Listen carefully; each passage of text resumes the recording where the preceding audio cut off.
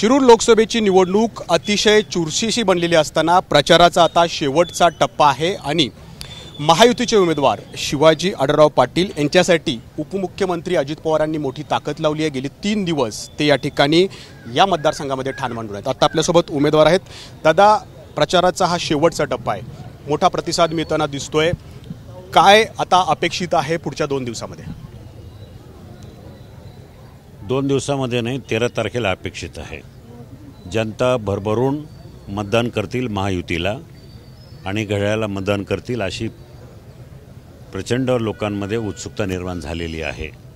गेल्या 3 महिन्यापासून ही निवडणुकीची रणधुमाळी, आचारसंहिता लागू झाल्यापासून किंबहुना फॉर्म भरल्यानंतर त्याला एक वेग आला आणि खरा वेग जो आला तो गेल्या 8-10 दिवसापासून चांगल्या पद्धतीचं वातावरण विकसित झालेलं आहे, चांगलं सुधारलं आहे आणि आज तरी आम्ही टॉपला आहे। येणाऱ्या 2 दिवसामध्ये अजूनही अजितदादा असतील, अनेक नेते आहेत, ते सगळेजण प्रचारामध्ये सहभागी झालेले आहेत। त्यामुळं मोठ्या प्रमाणामध्ये लोकांची पसंती या घड्याळाच्या चिन्हाला आहे आणि जास्तीच्या मताधिक्याने आम्ही निवडून येऊ असा आम्हाला आत्मविश्वास आहे। गेली अनेक दिवस बघतोय की कोल्हे आणि तुमच्यामध्ये एक आव्हान प्रति आव्हानाची लढाई या ठिकाणी सुरू होती, परंतु आज एक नवीन पत्र जे आहे ते निवडणूक आयोगाकडे अमोल कोल्हेंनी दिलं आहे। त्यांचं म्हणणं आहे की शिरूर लोकसभेचे उमेदवार म्हणजे तुमच्या संबंधित जी पतसंस्था आहे त्याच्या बाहेर आणि PDCC बँकेच्या बाहेर पोलीस बंदोबस्त लावावा, त्यांना इतकी भीती वाटते। मला माहिती नाही का असं त्यांना म्हणतात, त्यांनी ते यंत्रणा वाटतं की पैशाचा वाटप होऊ शकतो तुमच्या की नाही, प्रशासकीय यंत्रणा त्यांची जबाबदारी चोखपणे पार पाडतील। त्यामुळे यांनी सांगून काय करावं, त्यांनी सांगून काय करावं बघावं। प्रशासकीय यंत्रणा जो ज्यांची जबाबदारी ज्यांच्यावर आहे ते त्याप्रमाणे ते करतील। तुम्हाला चालणार आहे म्हणजे त्या आपल्या पतसंस्थेबाहेर? मी थोडीच विरोध करणार आहे। प्रशासकीय यंत्रणा आहे, सरकार आहे, निवडणूक आयोग आहे, त्यांचे अधिकार आहेत काही तपासणी करण्याची किंवा यंत्रणा लावण्याची, त्याला आम्ही रोखणारे कोण आणि अवश्य लावू, त्याने काय हरकत नाही। गेले 2 दिवस झाले सुप्रिया सुळेसुद्धा आपल्या या लोकसभेच्या मैदानात उतरलेले आहेत आणि त्यांच्याकडून भावनिक साथ जी आहे ती या ठिकाणी घातली जाते आणि तुम्ही जे म्हटलेलं होतं की कदाचित माझी ही शेवटची निवडणूक असू शकते, तुम्हाला संधी द्या, त्याच्यावरही त्यांनी या ठिकाणी प्रश्न उपस्थित केलेला आहे। आणि त्या म्हणतात की जर शेवटची निवडणूक आहे आणि तुम्ही जर खासदार झाले तर मग तुम्ही 5 वर्ष कसं काय जनतेचं काम करणार? शेवटची निवडणूक आहे म्हणून घरीच बसून राहाल असं सुप्रिया सुळे यांनी म्हटलं। नाही, असं का त्यांना वाटावं? हे कुठला तर्क काढला? मी शेवटची निवडणूक यासाठी म्हटलं की माझ्या आयुष्याचे टप्पे ठरवलेत, त्याप्रमाणे हे माझं पर्सनल लाईफ आहे।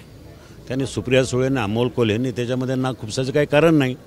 प्रत्येकाला प्रत्येकाच्या आयुष्याचं आपण तुम्ही प्लॅनिंग करता त्याप्रमाणे ठीक आहे। मला वाटलं की बाबा ठीक आहे, आता माझं वयाचं 68 वय आहे, अजून 5 वर्षांनी 73 वय होईल, कुठंतरी थांबलं पाहिजे म्हणून मी थांबतोय। त्याच्यामध्ये काही भावनिक हे वगैरे असं खुसपटपणा करायचं काय कारण काय? त्यांना करा म्हणजे काही ना काहीतरी खुसपट काढायचं, काही ना काहीतरी काडी घालायची।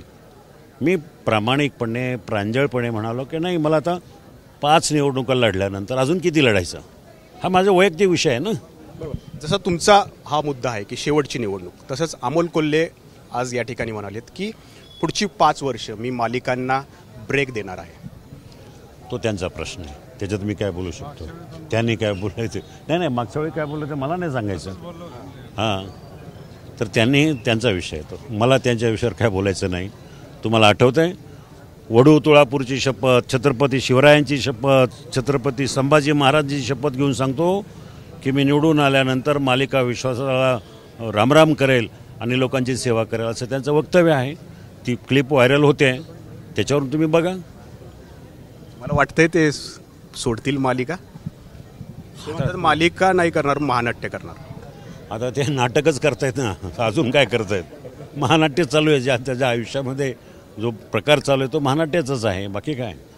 तर अमोल कोल्हे खासदार झाल्यापासून त्यांचं जे काही सुरू आहे ते एक नाटकाचाच भाग आहे असा पलटवार या ठिकाणी आढळराव पाटलांनी केला आहे। कॅमेरामन अमोल गवाळेसह नाजिम मुल्ला, ABP माझा, भोसरी, पुणे। ABP माझा, उघडा डोळे बघा नीट।